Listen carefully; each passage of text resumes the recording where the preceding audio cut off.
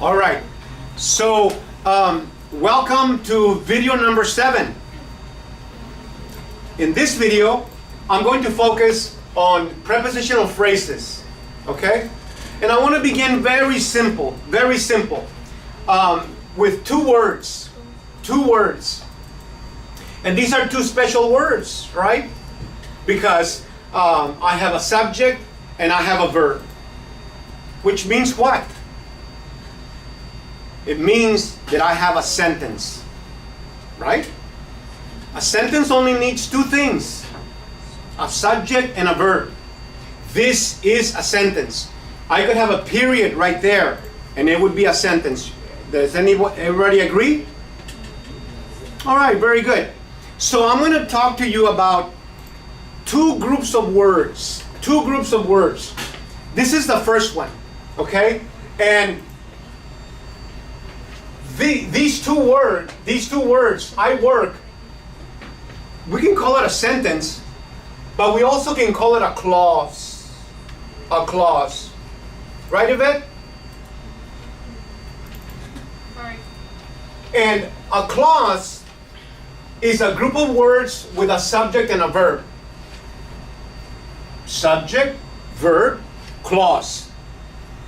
And the reason that we use the word clause is because of this.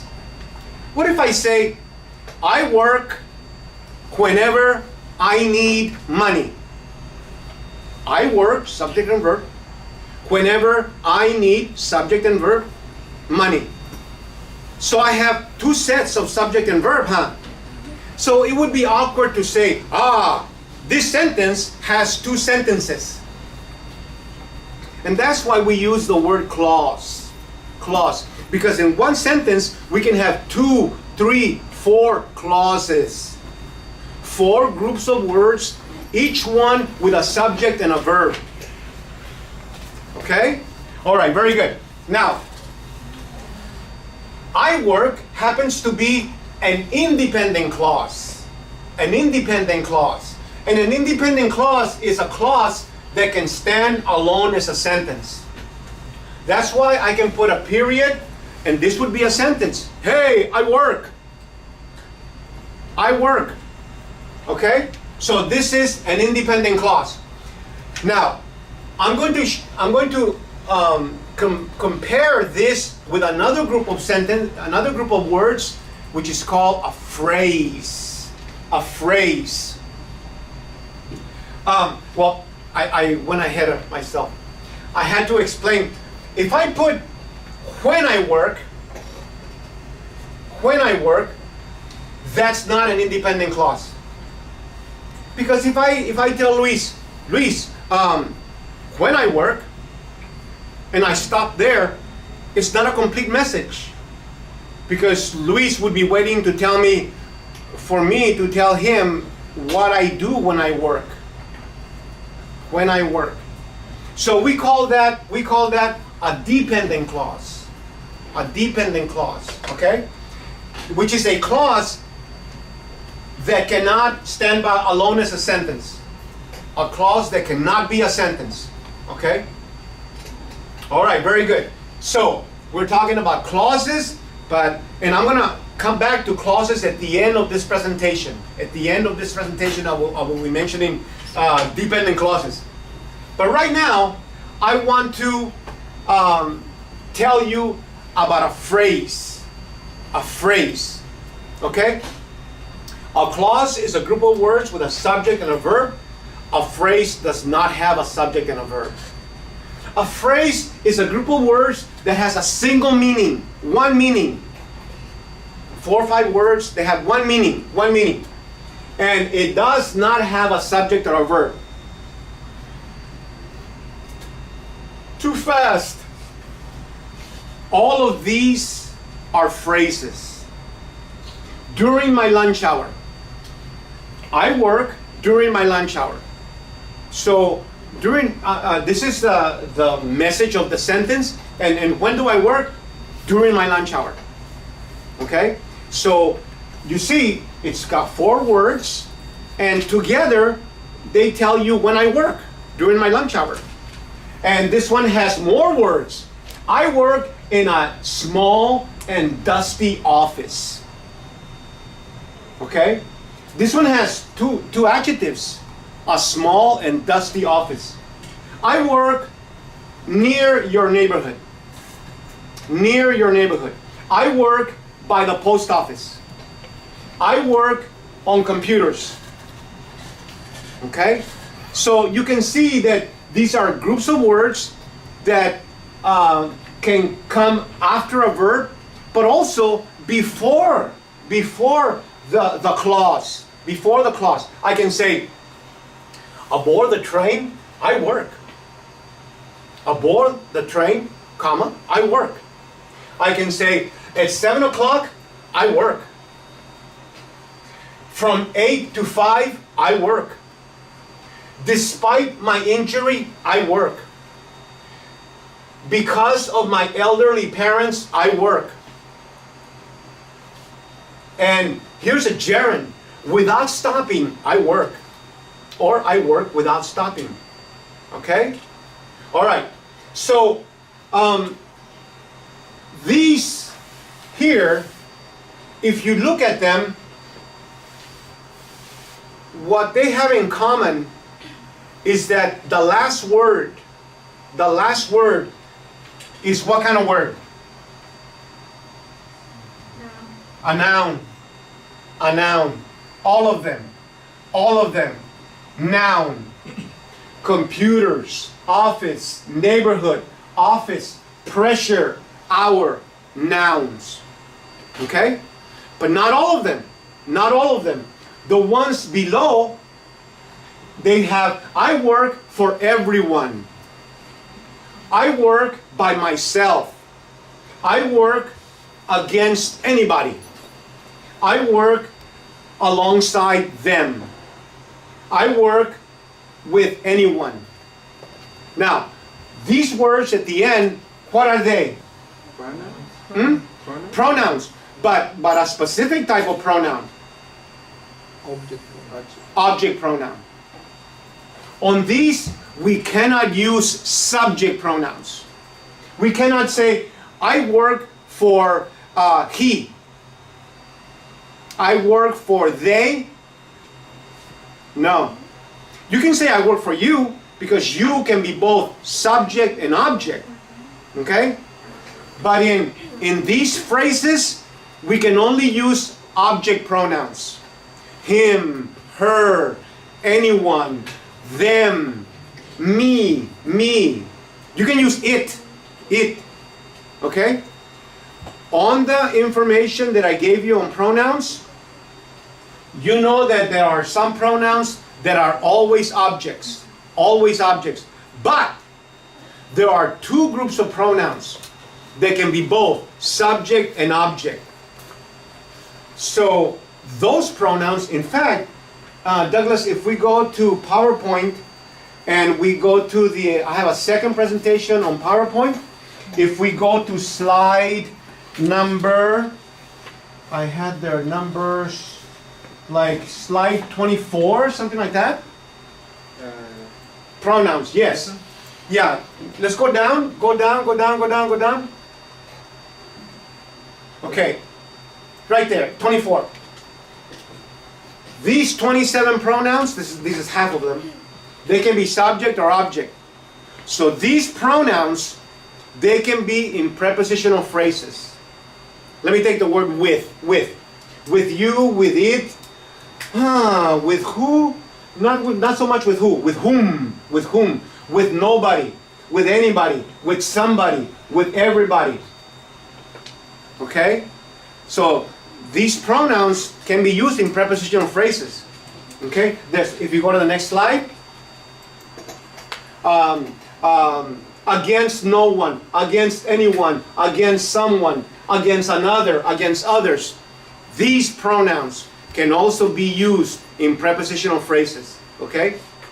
But not the ones that are always subject. Not he, not she, not they, not we. We cannot use those in prepositional phrases. Okay? All right, very good.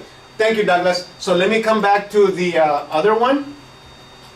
And Douglas, we should go to the, yeah, there we go. Let's go forward.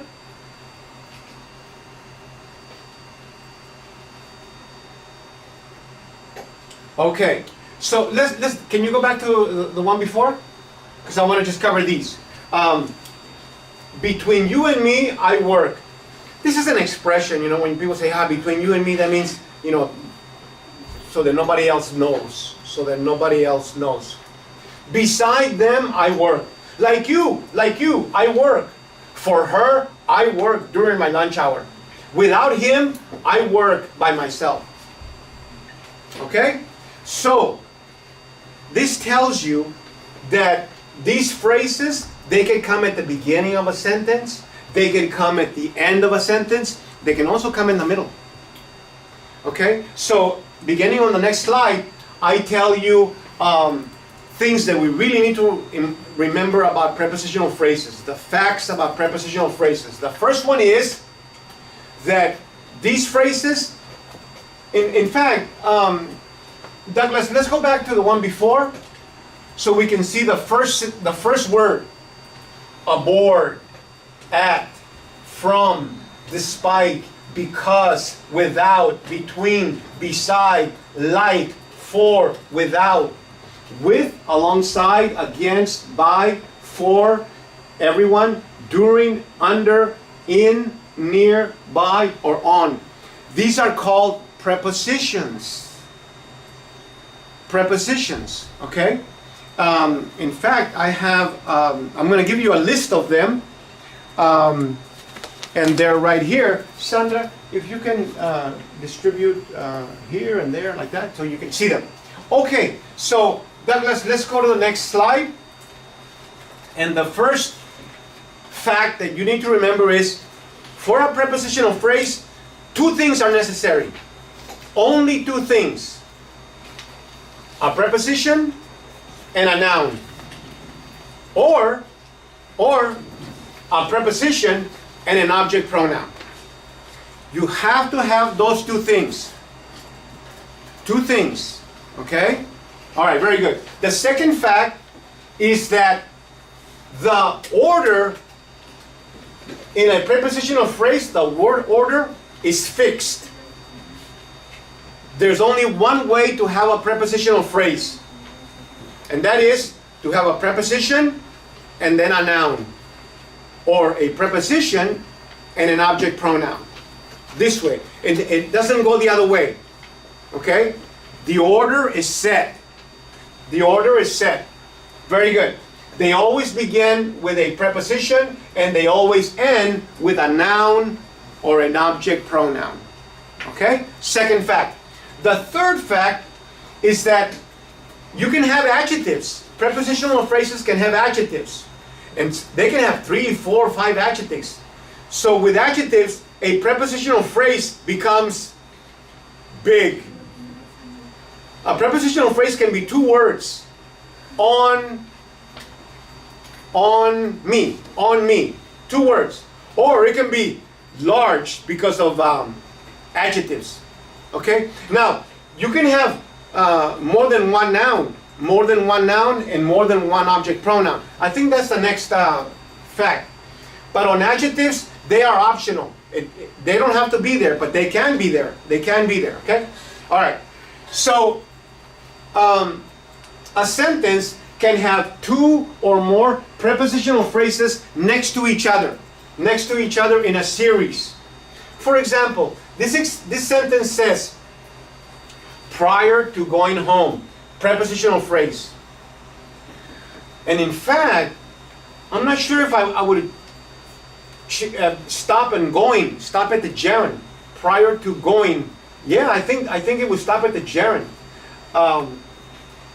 In his excitement, over the victory of his favorite team.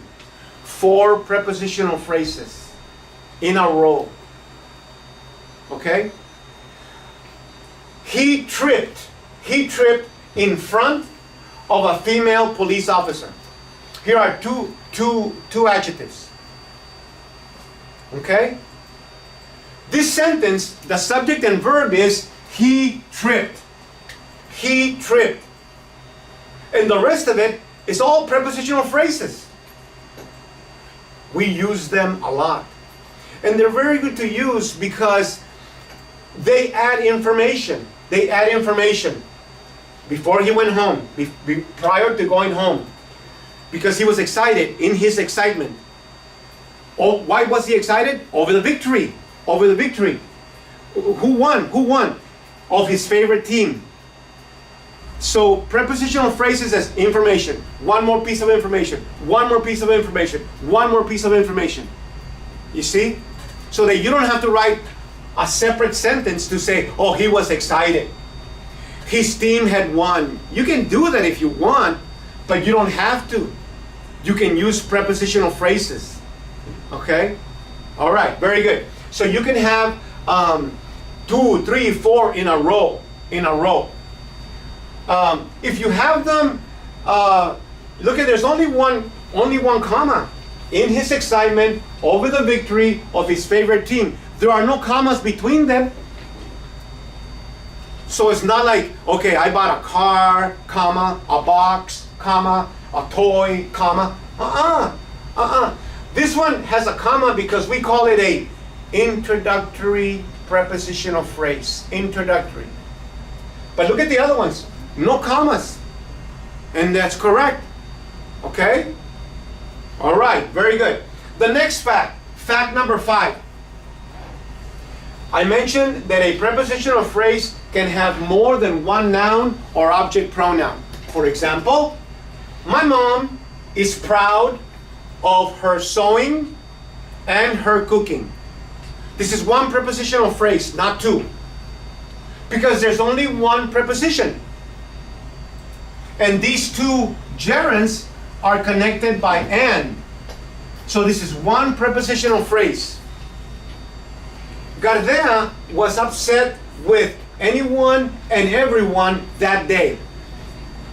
Now, notice that I stopped here and I did not include that day because it's the pronouns that go with. When we are underlining prepositional phrases, we have to stop at the noun or the object pronoun. And if there are two, we have to stop at the second one. At the second one. Okay? That day is not part of the prepositional phrase. Okay? All right. Very good. Fact number 6. This is very, very important. Okay? This is why students make a mistake in the wrong verb. Because they look at a word like this and they put the word are. But that cannot be for this reason. The noun or object pronoun inside a prepositional phrase cannot be the subject of a verb.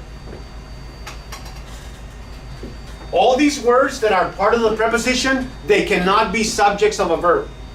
So here, neither of my English classes, this is a prepositional phrase, they should not be are, it should be is. Neither of my English classes is as interesting as my computer class.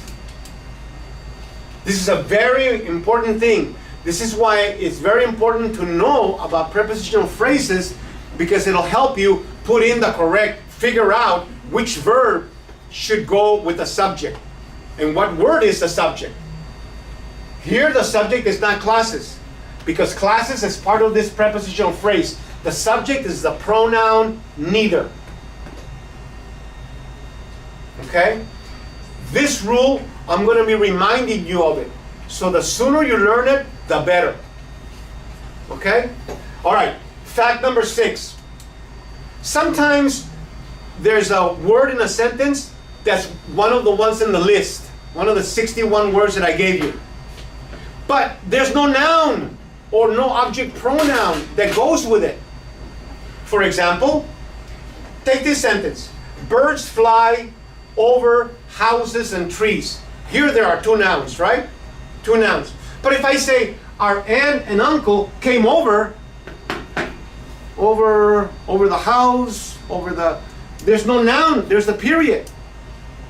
So when you see one of those words in the list, and there's no noun that goes with it, or no object pronoun, that word becomes an adverb.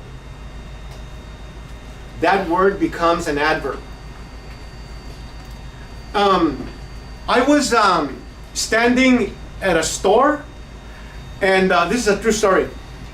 There was a lizard on my shoulder, and I had not seen it. This was in Visalia. I live in Lindsay. And around our house, there are a lot of lizards. And so a lizard somehow got on my shoulder. And it was a baby lizard. It went with me on the car from Lindsay to Visalia. So there was a man behind me. And he tapped me on the shoulder. He said, "Excuse me, there's a lizard on your shoulder." I said, "Really? Oh." He says, I'm gonna brush it off." Off is one of the words on the list. He didn't say, "I'm gonna brush it off your shoulder." If he had said, "I'm gonna brush it off your shoulder," he would have used a prepositional phrase. But because he said, "I'm gonna brush it off," there was no noun. So when he used brush it off was an adverb. Okay? All right. So just because you see one of the words in the list, you have to make sure that there's a noun after it or an object pronoun. Okay? All right. Any question on, I've given you a lot of information. Any part that's not so clear? Okay?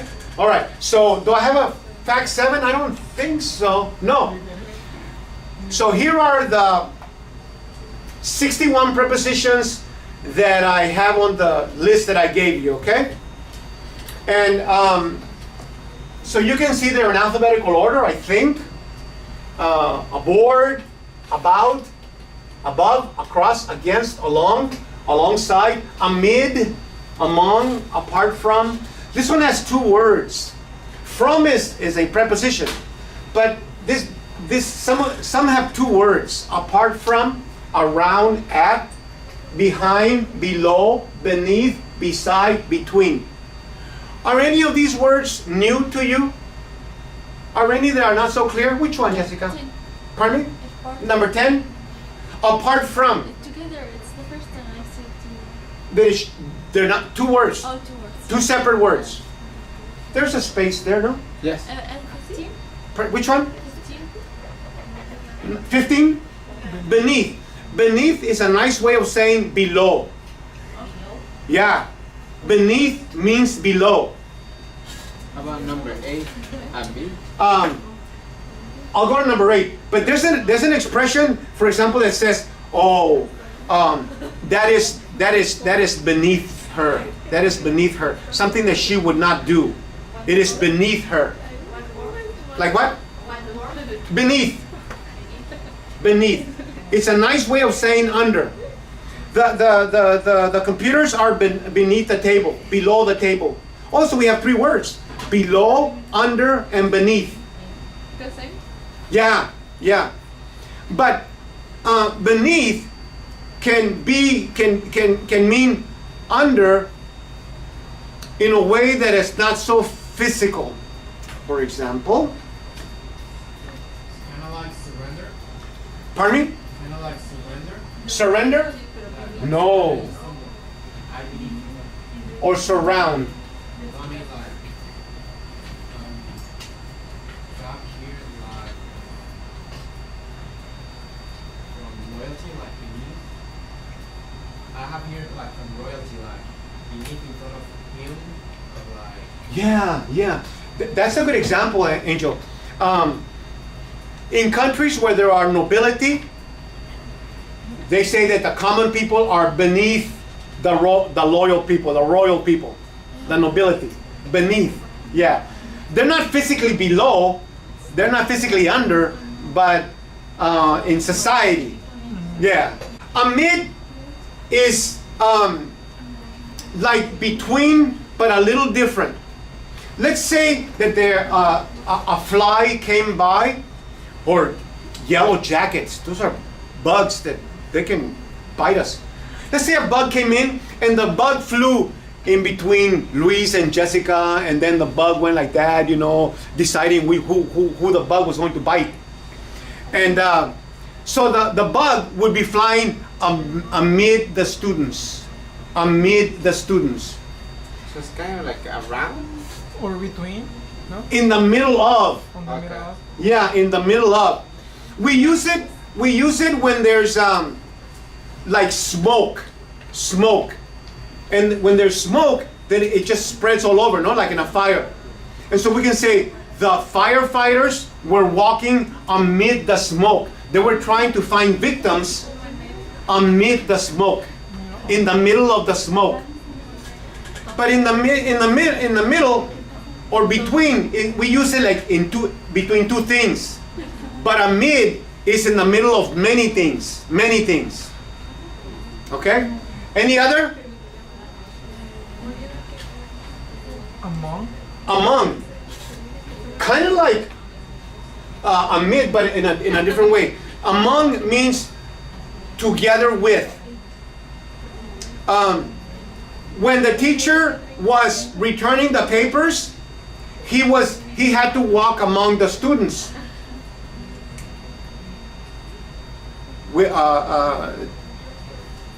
Together with the students, or in between the students. Among. All right, so let's look at the second group. The second group, beyond. Beyond is another word to say behind. Okay? Beyond. By, despite, down, during, except, from, in, inside, into, near, of, off, on, onto, opposite, out. These are a little easier? Okay, very good. Let's go to the third group. Here's one with two words. Out of, outside, over, prior to, another two words. This is before, prior to. Round, through, throughout, toward, under, underneath, onto, up to. It was up to him. It was up to him. He had to decide. Oh, So- there's the underneath thing. Yes. Beneath and underneath, same thing. Oh, okay. Beneath and underneath, same thing. Onto, up, upon, with, within, without. Shall we go to the third group or the last group? Okay. All right. Now, you notice these are in bold. These are in bold because they're different. They're different. You know how some pronouns can be object pronouns and subject pronouns? Some pronouns? Okay. Well, these can function in two ways. They can function as prepositions, and they can function as something else. They can function as subordinating conjunctions. Subordinating conjunctions. And I want to show you examples, okay? If we go to the next slide. These last 10 prepositions are different from the others because they can function as prepositions as well as subordinating conjunctions. Here are some examples, okay? So, here's the word as, and here's the word as, okay? All right, so this one says, he came dressed as a clown. Now this is a prepositional phrase. As is a preposition and clown is a noun. But now look at this one. We laughed as he walked in. So the difference here is that after as, there's a verb and there's a subject. A group of words with a subject and a verb. What do we call that? A clause. A clause. And These words, they can create a clause. They can function as prepositions, but they can also begin a group that has a subject and a verb. Okay? And you can start at the beginning, as he walked in, comma, we laughed. If you start your sentence with that word, you're going to put a comma here. Okay?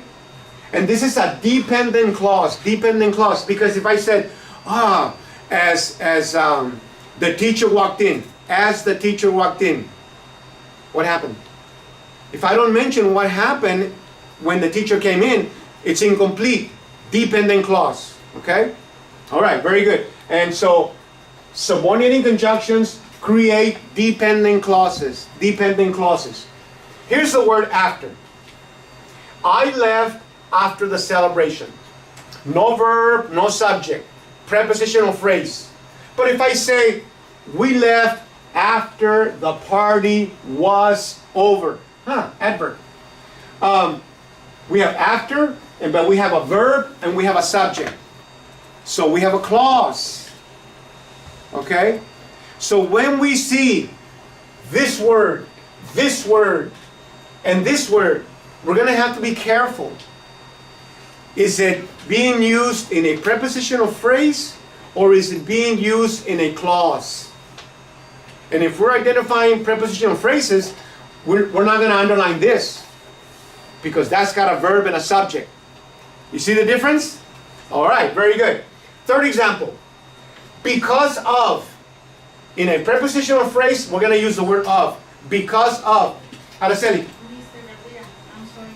No. I confused with when it start in as or after. It is a what? A subordinating conjunction. Okay. But I can, if it has a subject and a verb, okay? For example, if I say, after the wedding, comma, we went to the reception. After the wedding, we went to the reception. Okay, but if I say, after they were married, after they were married, comma. After they were married, they went on their honeymoon. Okay? So the first one says, after the wedding, we went to the reception. The second one says, after they got married, comma, they went to their honeymoon. So it is depends to the sentence. That's right.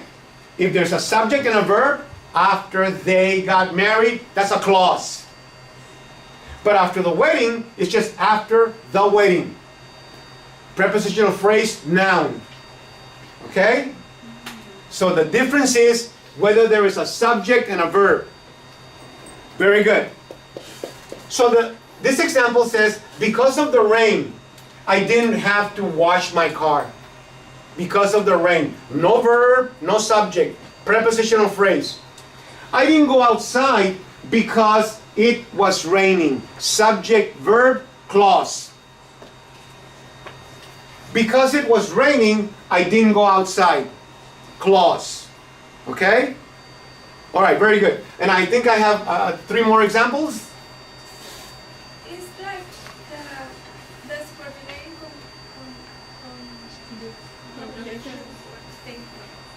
is when you put together an independent and dependent group. Yes. No, I can do it here. This sentence has 2 clauses. Yeah, one independent and one dependent. Yes, this is the independent, and this is the dependent. Okay. This is the dependent. Okay. Yes. Every sentence has to have one independent clause, at least one independent clause. Okay? Because, you cannot have a sentence that only says before the party was over, because that's dependent. Yeah. You have to have an independent clause, and that's this one. Oh. Yeah. Okay, so before the party was over, we left. This is a clause. This is a prepositional phrase. Second example. Since yesterday. Since yesterday. No verb, no subject. She has had a fever. Since you're sick, subject, verb. Since, clause. Since you're sick, I'm staying home. Two clauses. This is the independent, this is the dependent. Okay? This is the independent, this is the dependent. You can switch them. If you begin with the dependent clause, comma. Comma. But if the dependent clause is on the second part, no comma. Okay, so you can have the prepositional phrase in the beginning or you can have it at the end. Porterville is bigger than Lindsay. No verb, no subject. She gave us more than we needed. Verb, subject, clause. I'll be at work till 6 p.m. today. Till 6 p.m. No verb, no subject, phrase. I can't pay you till I get paid. Verb, subject, clause. Till I get paid, I can't pay you. Okay? I have more examples. I'll go through them very fast. In fact, I'll have you read. You saw the word till and until. They are both correct. You can use till or you can use until. Which is more formal? More formal is until. Till is a little bit less formal. Less formal. Okay? So, Yvette, can you read this sentence, please? I can call you until lunchtime. And this one? I can pay you until I get paid. Very good. Until I get paid, I can pay you. This one has something missing. A period. 2 points for me. Luis, could you read this one, please? He crashed while driving to work. Okay. Same? Yep. He had an accident while he was driving to work. While he was driving to work, he had an accident. Okay. Same word. Same word. Here, gerund. Gerund. Prepositional phrase. Okay? All right. Very good. Alberto, can you read this one? My mom said Beside me. This is the last example. This one is different. This one is different. Go ahead. I don't mind driving you to listen beside. I need to exercise beside the McDermott. Yeah. Look at this one. There's no comma. This is a semicolon. This is not a subordinated conjunction. This is what we call a conjunctive adverb. This is a word like however, nevertheless, like that. Okay? This one is different. It's different. And it says besides. It doesn't say beside. Okay? So, this is the preposition. This is the conjunctive adverb. It's different. Okay? Alright, very good. So, I want to conclude first by telling you that prepositional phrases, they're very helpful. They're very helpful. They're a little tricky because of the meaning, but they're very helpful because they help us add more meaning, more information to put into our sentences. And we use them more than we realize. They're very, very good to use. Okay? So now, I want to show you how you're going to do your homework. Okay? I have the composition that you have seen on why I am videotaping lessons. We go to that now. Here it is. Can we put it a little higher? So I'm going to underline the prepositional phrases, okay? Here is the first one. 4 is on the list. Now, why didn't I underline now? It's not a noun. It's not a noun. Now is not a noun. It's not a pronoun. So I stop on semesters. Okay? That's the first prepositional phrase. The next prepositional phrase is here. Does that look like a gerund? Yes. But it's not, huh? Wait, it is? No, not here. But It's don't we have adjective. don't if we have a gerund before a noun, is it automatically a gerund announce it? This is where you caught me with my mistake. But here, teaching methods. Teaching is describing methods. It's different from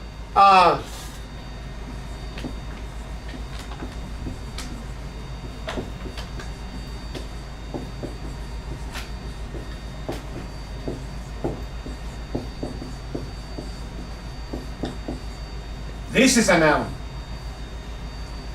And this is another noun. It's a gerund.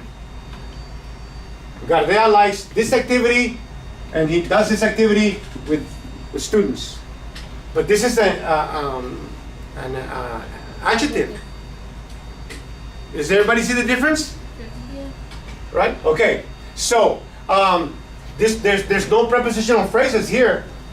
This sentence has no prepositional phrase. But here's a prepositional phrase. Many years ago, in the documentary TV program, adjective, adjective.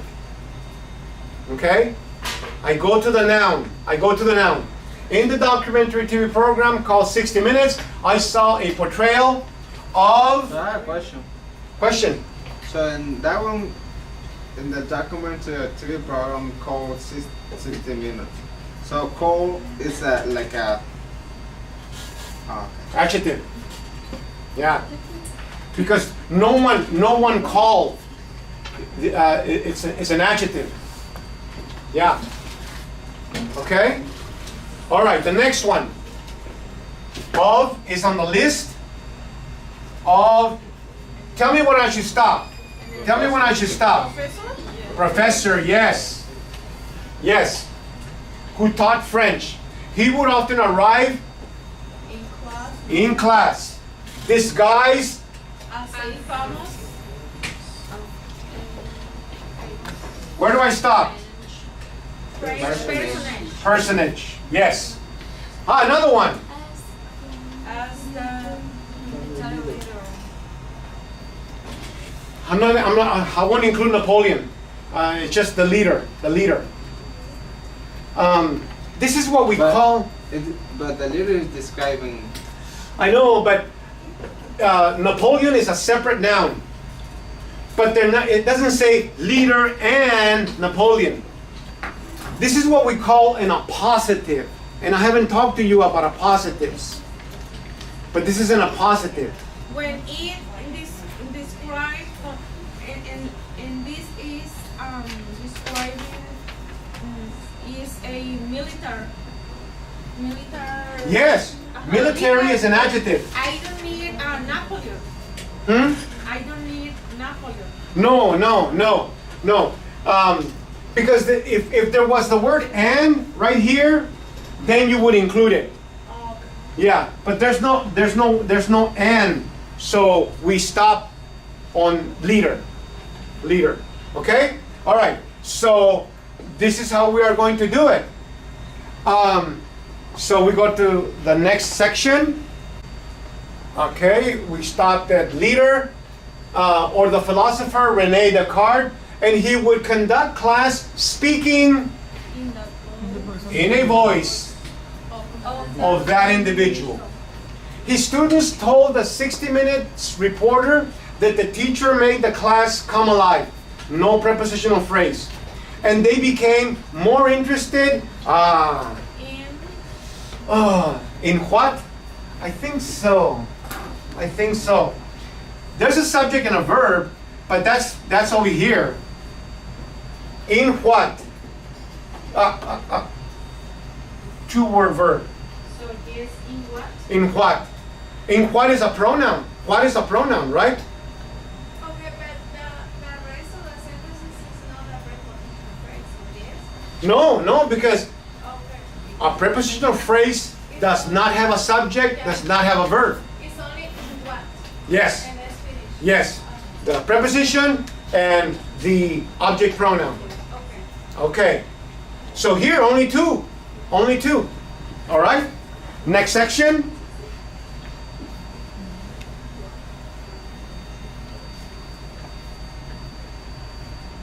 If I had not seen that 60-minute segment, I would have probably never known about that professor. And I would not have benefited. Where do I stop? Technique. Very good. Because even though I do not come, now this you'll have to be careful with this word, okay? This is not. That's not a prepositional phrase, because that's the base form of a verb. What is this? Infinitive. Infinitive. But this is a noun. This is a noun. So this is a prepositional phrase. So this one would not be, but this one is. Disguised as figure. Disguised as a historical figure. I try very hard to be. No. As expressive. How about here? As expressive? No. No. Why not? Why not? Because it's a connection. No, it's a comparison or It's an adjective. Expressive is not a noun. Expressive is not a noun. How about here? No. Because there's a subject. There's a subject and a verb. No, not here. But you have in my lecture. Yes. This is a subordinating conjunction. Subordinating conjunction because it's got a subject and a verb. Okay? So we skip it. But in my lectures, as Douglas says, very good. I also teach English grammar in ways that are different from, where do I stop? Methods that other English teachers use. Okay? All right, next section.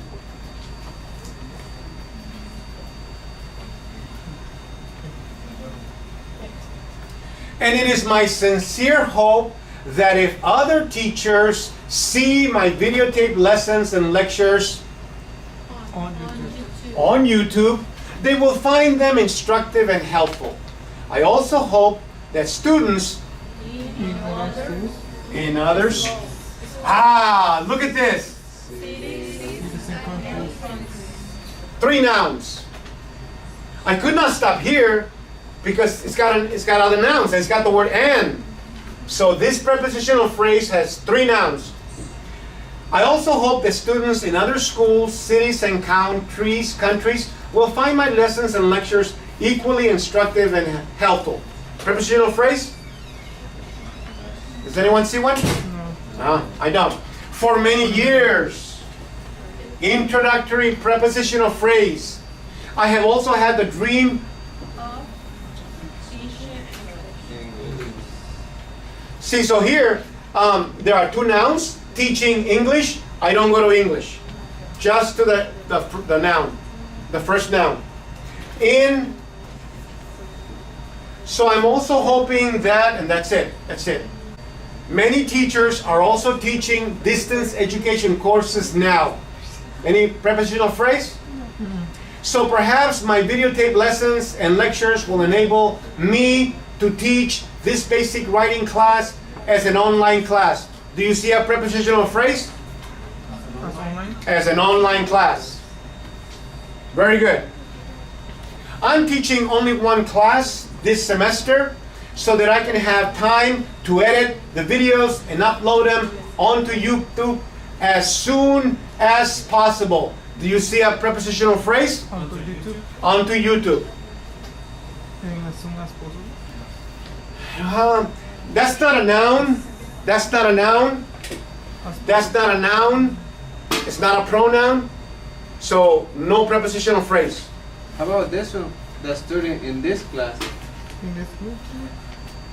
Oh, the next line? In this Yeah, class. Of course. Yes. Okay. This would enable you, the students in this class, to use the videos as a way of reviewing lessons and lectures. Do you see prepositional phrases? As a way. As a way As a way of Reviewing All, yes. lesson and lectures. I stop at the gerund. These are the objects of the gerund. When we have a gerund, we have to stop in the gerund. Yes. Stop at the gerund. There might be two gerunds, but stop at the gerund. Okay? All right. And is that it? No. Oh, okay. Well, let's go to the end. Let's go to the end. See if we can fit it all in. Here we have one, no? Now here, why didn't I stop on class? Because the gerund is on the what? Class. Meetings are announced. It's an adjective. Yes, that's Adjective and Yes, class is an adjective. Class meetings. Yeah, yeah. Finally, I sincerely hope that you will approve of my goal to upload onto YouTube the videotape, lessons, and lectures from this semester. If you want to see how the videotape, lessons, and lectures will look like, how about here? Like is on the list. No. Like is on the list. Yeah, but what I'm saying is it's not a. Why not? no is the verb in this. We don't have any a noun after. We don't have a noun. We don't have a noun or a pronoun after it because there's a comma. So here we don't underline it. You can see an example.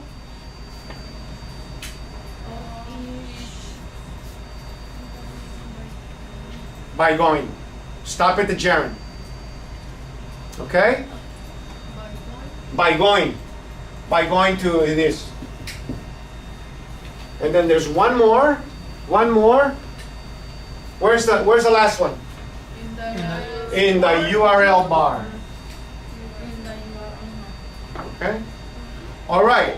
So your homework is go back to the article on Sylvia Bloom and do this. Do this, okay? In video 8, you will now see groups of students competing to identify the prepositional phrases in a newspaper article.